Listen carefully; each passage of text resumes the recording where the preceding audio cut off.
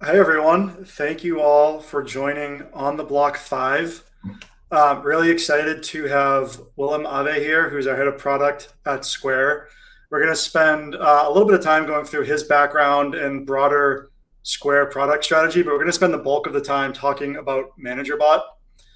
It's one of the things that we are really excited about at Block is delivering AI functionality that we're using every day to make our lives better and make our lives easier and delivering that to our customers.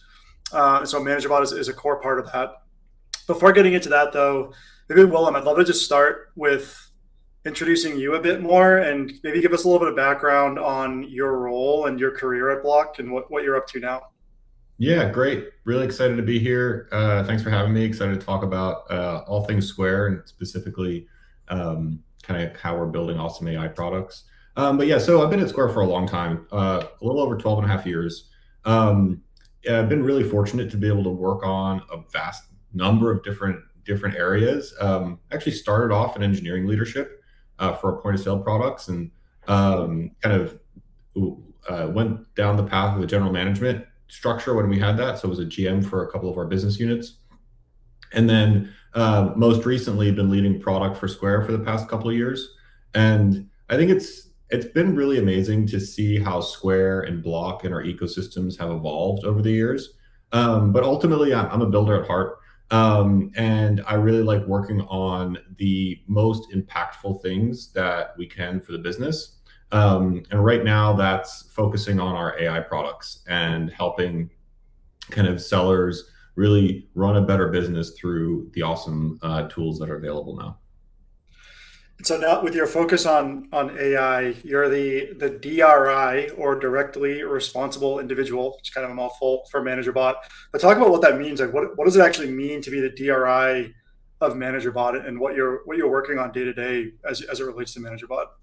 Yeah, so I personally love the DRI structure. I think to build incredible products, you really have to think about everything related to the product. It can't just be like good idea or good execution. Those are required. Uh, but I think what you really need to do is think about the entire journey, right? Everything from how you talk about the product to how people start adopting, learning about the product. And I think so the DRI model really empowers me to take that kind of end-to-end view of some of the products that we're building. So I'm excited that we've kind of leaned into the DRI model at Block. I think second is kind of ManagerBot is our second generation AI product. We've taken kind of everything that I've learned or that we've learned from building Square AI, as well as Goose and a lot of our open source investments, and really thought about how to build something new out of all of that we've learned, and that's really culminated in ManagerBot. And the goal there is really an intelligent thought partner for sellers. I know we're going to get into more of that in a little bit, but I'm pretty excited. And I think one of the interesting things about being in building products in this AI world, especially kind of leading I think one of our more compelling AI products for SMBs is that so much changes every single week and every single month.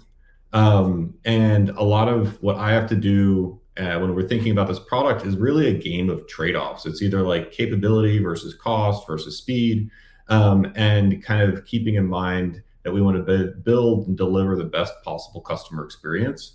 I spent a lot of time on our quality bar, right? AI products are kind of defined about what they can do, how they can do it, and kind of the quality of the responses that you're getting, responses and actions that you're getting out of the system. So that's taking a lot of my time right now. And before getting more deeply into Managerbot, maybe we could spend a few minutes on just broader Square product strategy. There's been quite a lot of evolution over the course of the last few years. I mean, I joined at the beginning of 2024 to Block, and Square feels like entirely different now than it did for a lot of reasons. But I would love to understand like just how Square's product has evolved over the last maybe let's say 2 years or so. Yeah, totally. So I've been kind of in seat for the past couple of years. I think kind of 2.5 years or so. And um, in the very beginning, kind of like assessed where we were at from kind of a market competitive kind of strategic perspective, and I really started to think about like what key strategic pillars would set Square apart, right, and really add a lot of value to customers. And you kind of like have to work backwards from what the core customer needs are. But we really focused our strategy on three pillars, right? So we kind of reset kind of what we're focused on. And it really revolved around three key things that we think are pretty timeless and super valuable. First is just making commerce tools to make selling easy, right? It has to be easy to get started, to scale, to run and grow your business. And that's, I think we have some unique advantages there. And then second is automation, everything from AI-based tools and other tools, but automation gives sellers leverage, right? Running a small business is chaotic, it's hectic, it's busy. Sellers never have enough time to do anything really, right? They're juggling 1,000 things at a time. If we can give them great tools to help automate parts of their business, right, they can run a better business and be more successful. And I think the third one is something that we've talked a lot about, but I've only kind of recently in the past year or two made meaningful progress on, and that's connecting our ecosystems, right? We believe that, kind of we can build an incredible neighborhood network that is kind of, the sum of all the parts are greater than the whole. And that's really focused around kind of connecting buyers to sellers and staff to sellers and kind of that entire network. So once we kind of reset the strategy, we kind of said, okay, great. Now what do we have to go do to get that done? And we had, if I would be honest, kind of a rather confusing product lineup, right? We had a bunch of different product SKUs. We had multiple different points of sale that people had to choose. And I think the key thing was just like simplify, right? So what can we do to make, choice and help sellers decide to keep using Square, right? As simple as possible, right? We have an incredible ecosystem, an incredible platform. We created a lot of like, kind of like challenges to help sellers adopt those products. And when we talk to customers, running a business is hard, right? We just talked a little about so many complications, labor costs are up, et cetera. So we need to help them make fewer decisions, right? And if you have a cohesive software, banking, and hardware platform that works well together, we hear time and time again that sellers just want one provider to just solve their needs, right? So a lot of the kind of like the kind of refocusing of the strategy around those three pillars was like simplify everything. So we simplified the Square point of sale. We combined 5 apps into one effectively. So now sellers can get a lot of the advantages of all the different apps that we had built over the years. We simplified our pricing and packaging structure meaningfully, again, to increase adoption. And then we really have like, we finally have, a canonical API and data layer beneath it all that is modern. And all these things together actually set us up really well for winning in the AI age. So yeah, pretty excited about all the work that we've done over the past couple of years. I think that last point you mentioned, I think it's really interesting because one of the questions I get a lot and that I try to think through a lot myself is just the difference or the trade-offs between building horizontal and vertical solutions. And you talked about the canonical data and API layer. Obviously, that's like horizontal, I would think, across the platform. But maybe spend a minute on when you're thinking about those trade-offs between like vertical specific solutions for one kind of seller versus like breadth of the horizontal platform. How do you decide between those two, or just like how do you balance those two things you need both of them to be successful? Yeah, we very early on decided to take a platform first approach to how we build primitives. And a primitive's like an order, right? Or a customer or an employee or staff, things like that. And the general rule we use is primitives should be horizontal. We should try for architecting systems that can work across all the different domains and use cases. But importantly, you have to deliver vertical experiences. Like customers buy an experience, right? And that experience has to work for them. And I think, in the age of kind of age of AI, it's kind of interesting that the AI agents is kind of like the ultimate vertical experience, right? It is like customized to you. It knows all your data. And I think one of the advantages that Square has is that, one, we have a kind of singular canonical platform that serves multiple different verticals at the same time, right? That is an advantage because as you see, businesses are more and more doing multiple things, whether that's, a cafe that wants to do a coffee making class, or it's a kind of restaurant that's adding some retail lines, right? These are increasingly happening, and we believe that that's only going to continue as businesses strive to kind of be neighborhood favorites. So I think it makes product development tricky, to be honest, right? If you're a product team trying to build experiences across all of these different seller types, and the nuances are super important as you go deeper and deeper into each of the different industries. I do think that because we've taken a first party ecosystem platform based approach over the past number of years, and now we've kind of simplified our ecosystem to a good degree, we're setting ourselves up for very strong both execution, growth, and kind of product adoption over the years to come. So maybe one more question before getting into more detail on Managerbot. You talked about like the networks pillar in one of your earlier answers. Yep. We as a company started talking a lot more about neighborhoods. I think October last year was when it got unveiled to Square sellers at the thing that you and Brian and others did. We talked about it a lot at Investor Day. We started sharing more data on it at the Q1 earnings a few months ago. How does neighborhoods fit into the broader Square product strategy?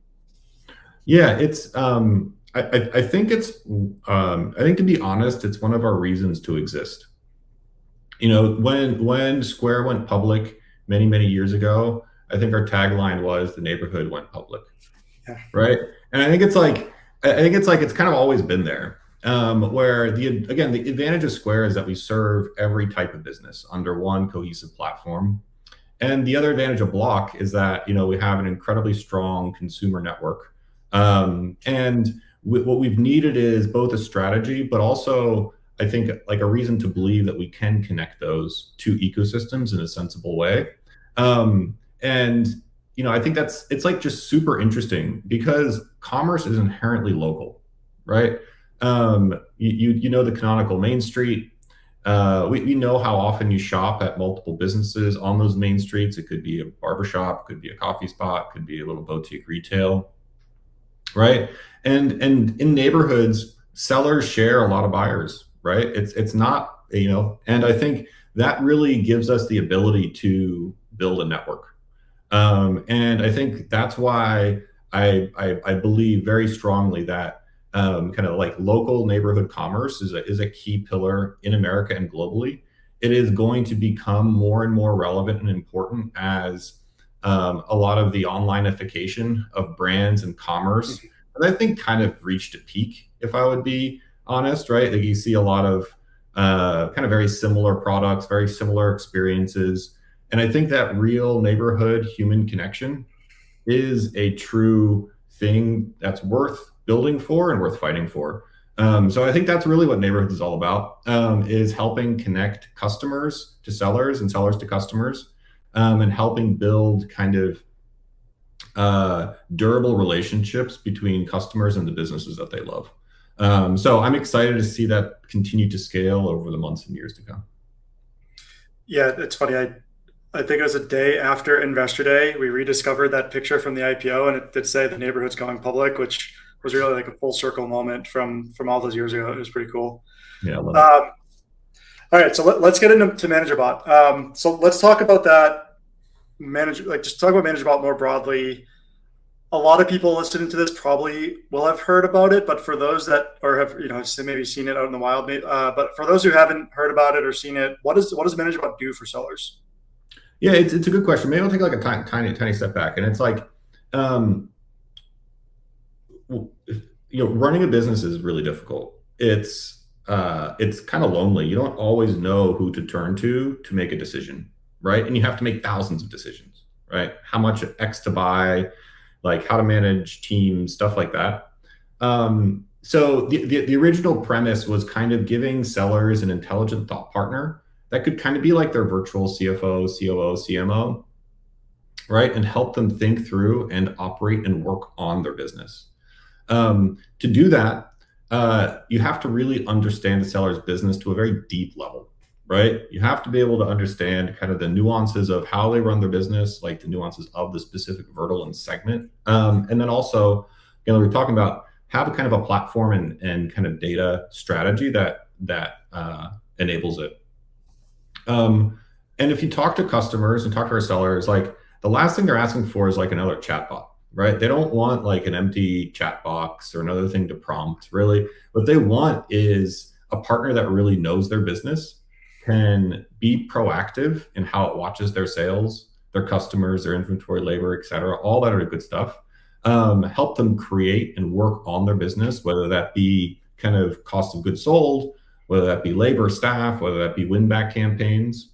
And importantly, having the sellers maintain control, right? So, being careful and have that kind of human in the loop interactions. So I think that's really what our goal is with Managerbot. And it's to help, to help sellers run a better business. I think it's really important to like distinguish between all the chatbots versus like the proactive intelligence capabilities like you're talking about. Yeah.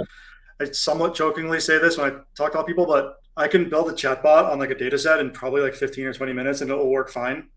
It's just not that compelling. But I think what we're doing with Managerbot and like some of the proactive dynamics are just really novel and differentiated. So talk about like that philosophy of Jack talks about this a lot, but like proactive intelligence. Like, what does that actually mean for a seller and for how Managerbot works for somebody? Yeah. So totally agree. It's not hard to build kind of an AI assistant these days, right? Uh, it's very hard, I would say, to build a trusted partner, right? That you actually trust the answers that come back from the product, as well as then using that trust to kind of help sellers understand their business and derive insights, right? Like we were talking about, like running a business is very busy, right? It's chaotic. You're fighting 1,000 fires at the same time. You don't usually have time to do deep data analysis or deep analysis on the business, on things and trends and things that you should be watching. Everything from like inventory behaviors, when things are selling out, how they're selling out, what days they're selling out, things like customer information, who's coming back, when they're coming back, why they're coming back. And if you kind of go down the list, there's just like a lot of those questions that keep sellers up at night. And what I think is you have to like earn the right to be a proactive partner. And I think you have to do that with a lot of the product and data and AI agent investments that we've been making over the years.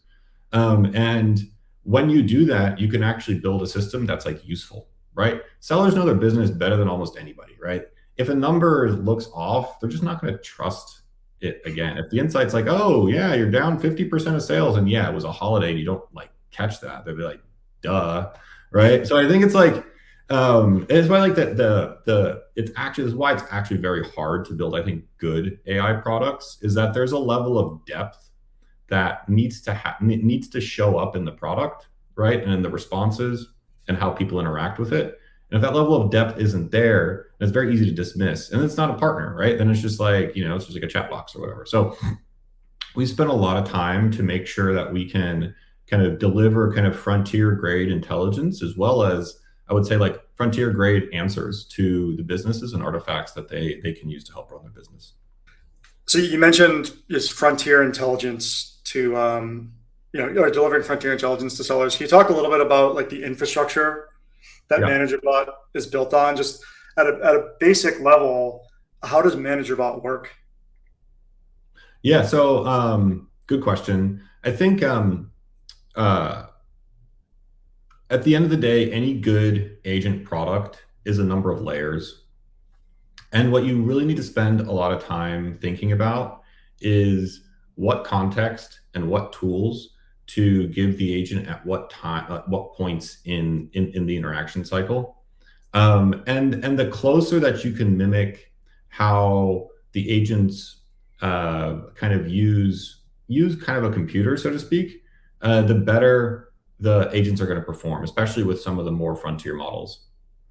And I think one of the really interesting things is like, you know, we've kind of taken the kind of best innovations that we've done from a Goose agentic harness, which is an incredibly efficient, token efficient harness that has really pioneered, I think, a lot of the kind of multi-model approaches.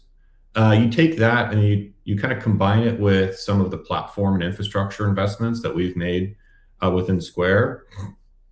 And then you kind of add that with just what I would say is like product sense and kind of taste, right? And you put all that stuff together, and you can actually build really incredible AI products. I think if you don't have any one of those, then it's like you kind of feel it when you're using the products. So I think it's like, you know, and it's interesting to kind of hear from customers that are using Managerbot today. I'm going to read a couple of these quotes, but it's like, you know, there was one person that was saying like, I don't need another chatbot. I don't need another thing I have to prompt. Next iteration of this is you telling me what I need to do. You have so much data, right? Like sellers know it.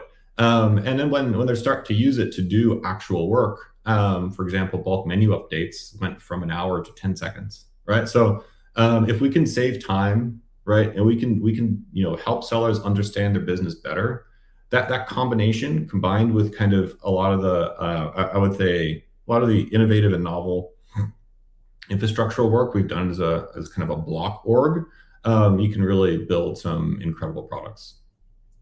I feel like one of the core ethos that we have is help sellers get time back. And I just feel like Managerbot has the potential to be like the best product ever for doing that. Yeah, definitely. I mean, if you talk to sellers, it's great. Like, you know, they'll, you know, another sub quote was like, that really stuck with me is like, they want to move from working in my business to working on their business. Right. And it's like, yeah, working in your business is like stocking the shelves and stuff. Like you have to do that always, right? You have to work in it, but they also want to work on it, right? That's like Yeah. new optimizations, campaigns that you have to create, labor team stuff, right? And making sure that the more time that we can create for sellers to do that in like a fast and effective and trusted way, I think the better. Okay, so we've talked a lot. We've talked a lot about the product, but I think nothing beats actually showing showing something. And so we're going to do something for the first time on the block and just do some product demos. So Willem, I will turn it over to you to just talk through some of the different things that we're seeing here and like what some of the different functionalities are for Managerbot. Yeah, definitely. I'll talk a little bit about what we've built and kind of some of the things that sellers can do with Managerbot. So what I'm showing here is Square dashboard. This is what someone sees when they log into Square. You know, there's obviously a lot of the kind of areas of the product that exist today that sellers feel comfortable using. We've kind of built is the Managerbot first introduction is really this new home screen, and I'm going to talk through a couple areas that we feel are pretty exciting and interesting. The first is we call ideas, right? So this is really to help sellers work on their business, and these are generated for sellers every single day, and they're the unique insights that help them understand different areas of opportunity for their business. They can kind of look at a list of these, right? And they're really across all the different areas: inventory, staff, catalog, customers, sales, things like that. So for example, let's like dig into an inventory question, right? So you can kind of review it in chat. It'll pull up in a second and kind of kick off a thread. Now it's kind of thinking through this. While it works, we can always go back and kick off another one, right? So let's say I just want to go into inventory and customers. I looked at the customer one before, so kind of can read through kind of what would happen. So notice that there was a dip in the Midtown location, some details why. It prompted me some options. So I said, let's create a customer promo email, which is pretty cool. So here you go. This is, you know, built on our kind of email marketing stack. and we'll offer a 15% off the first visit, which is pretty cool. But then I can go and kind of iterate on this, right? Using natural language, change discount amount. Maybe I want to go 20% instead. And then while that's executing, I can kind of go back to the inventory one and kind of see how that is going. So there's kind of, this is a slow moving stock analysis. I could, run a bundle promotion. And the kind of idea here is to help move a seller through the thinking process on what they can kind of do with their product, right? They could, there's some slow moving stock in the Seattle location. Not many sold, not great sell through. So you could pause reorders. You kind of check inventory levels, or we could maybe run a promotion for those, or we can do a full inventory health check for Seattle. So maybe that's a better idea. Like, okay, that's a great insight, but let me just see what's happening across all of the locations. And then, like, as you're operating, you can kind of go back to different of the kind of threads that you have ongoing right now, right? So I've got slow moving stock analysis happening. There's the customer dip that we just talked about a second ago. So 20% off, right? Now it's 20%. Maybe I could add a featured menu item, which would be pretty cool. And then, like, as I'm working, you can kind of just see these kind of threads kind of iterating, right? So now this is kind of like the inventory thread that I was working on. As we were talking about easily moving across different domains. If you talk to sellers, they've got a ton of threads going, right? They don't have a lot of time. And they want to kind of do a lot of things at the same time. So those are kind of two kind of interesting areas. As you can kind of see, there's some charts that are going to be generated. And then if we go back, one thing that I really want to show is that you can pin all of these charts, right? So as you kind of scroll down, and this is loading right now, you can kind of take those charts that we were showing into different threads, and you can save them into your dashboard, right? So this is sales trends over time. It kind of updates live. You can see daily comps, voids, right? Sales location information, comp and voids by employee, right? So this is kind of an interesting report. If you see a lot of comp and voids spiking, could be like a fraud signal. It could be like something else that you might want to look into. This top item sold within the last, with a latte in the last 30 days, right? This is a demo account, so the data is not like entirely representative of an exact business. But those are a lot of the different things that we're very excited about when we say proactive intelligence. Identify an idea, go work on it, iterate on it a little bit, and then go execute on it. And so this is what you're saying here is something like a seller might have an insight or something they want to explore. They run the query, they do the work. There's like actual like it's almost like a SQL query running in the background.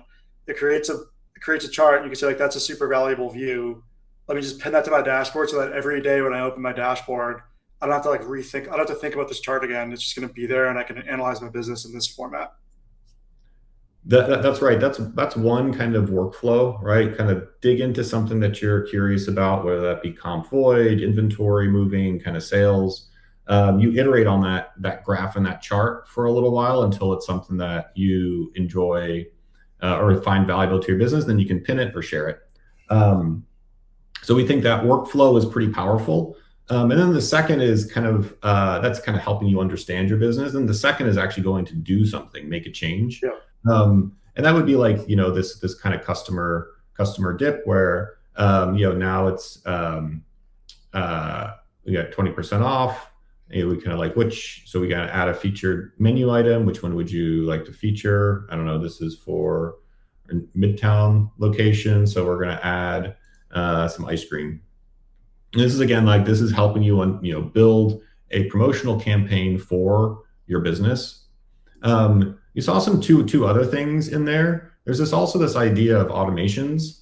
Automations are pretty interesting in that if you find something that's useful for you that you would like to do on a regular cadence, right? Whether that be email out a report, or which we see as like the primary use case. or kind of look at other areas of your business, close out report, win back opportunities, etc., you can create one of those automations and have it run on some predefined schedule. You can also create those from a thread, right? So if you're working on something and you feel like, oh, that's interesting, I would like that thing to run every every scheduled cadence, you can set that up. So I would say the main kind of surface areas for sellers to interact with Managerbot are really kind of like, kind of this home pulse area where you can see the ideas, your performance at a glance, stats, kind of like these threads where you can kind of get work done. And then kind of automations and ideas, right? So now we have, really, really yummy looking ice cream inside of a 20% off, and you can go send that if you'd like. And so that's just that workflow, that specific one there with the 20% off with the ice cream. That's Managerbot proactively prompting the seller saying, hey, like there's an issue with this location, the growth, the new customers coming in aren't exactly what you would want to see. Here are some suggestions. And then it's basically like maybe 3 or 4 clicks and a couple of tweaks to get a pretty nice looking like campaign that's ready to send with a couple of more clicks. That's exactly right. So the seller might not even be aware that there's an issue in this location.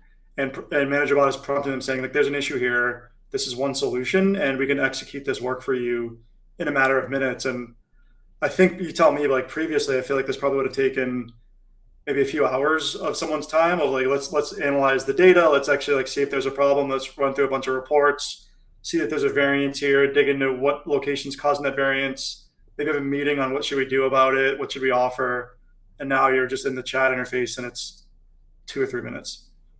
Exactly. I think it's coming up with kind of, first identifying the challenge and issue, right? Which we, again, kind of deliver daily insights to daily ideas to sellers on things that they should be watching out for. And then kind of what do you do about it, right? And using, back to earlier in our conversation, using the breadth of the Square ecosystem, again, that's built on a kind of shared platform, really enables the amount of time that you go from like idea to getting something done to be like minutes versus hours.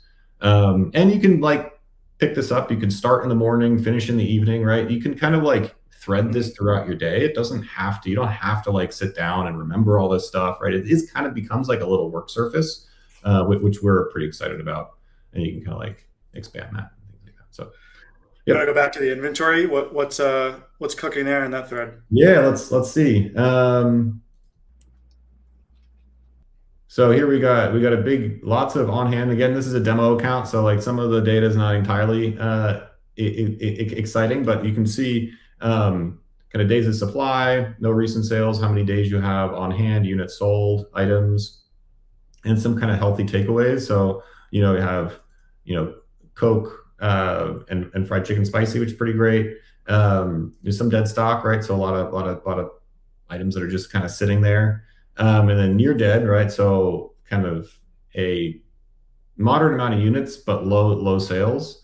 And then you can like check reorder settings, view sales trends. Let's look at some sales trends, because that seems like, okay, there's a lot of soda and fried chicken selling, which is great.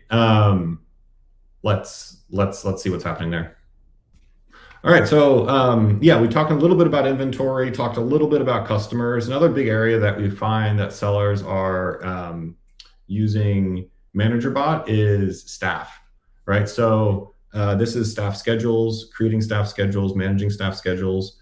And one of the things that we've kind of spent a lot of time on is helping sellers understand kind of what they can do to optimize and either kind of think about, labor performance, cost versus sales versus labor, et cetera.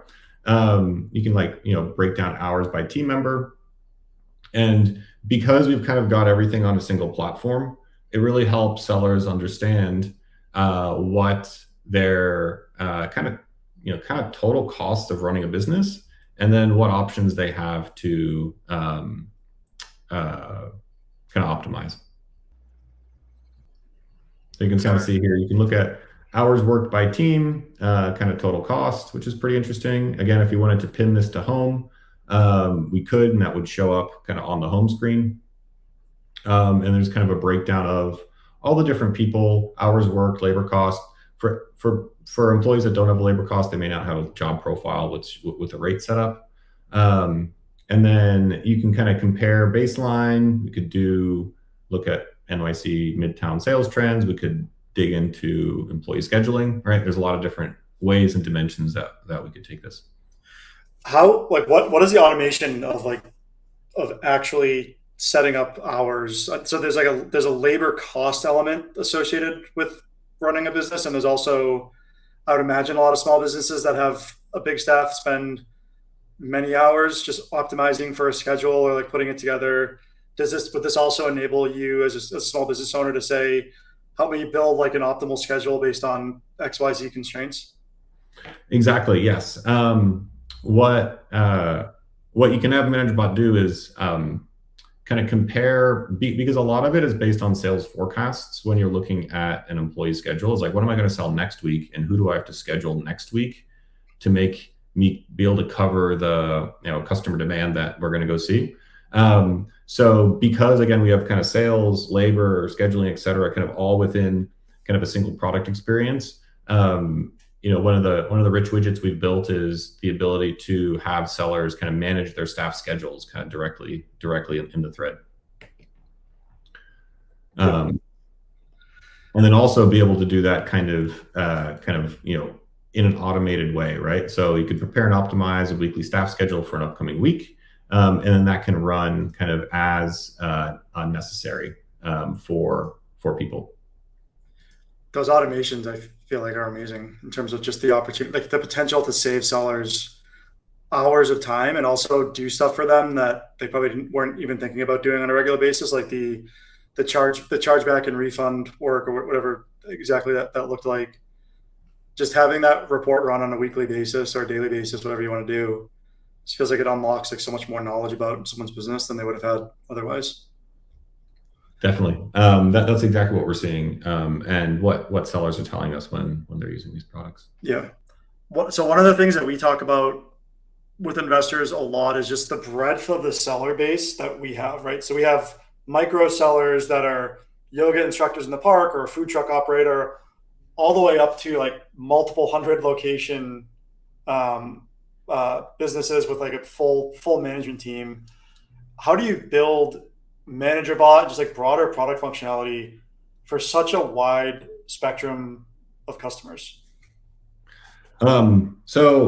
Definitely more art than science, I would say, right? Like we talked about before, the strategy of having a cohesive platform with kind of building deep vertical experiences seems to be working really well for many customers.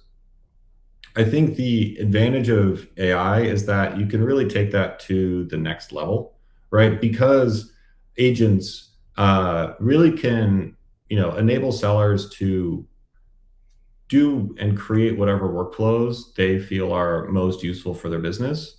It really enables us to, I think, create and deliver product experiences that are meaningfully better than a lot of what we could create in the old kind of, software defined world.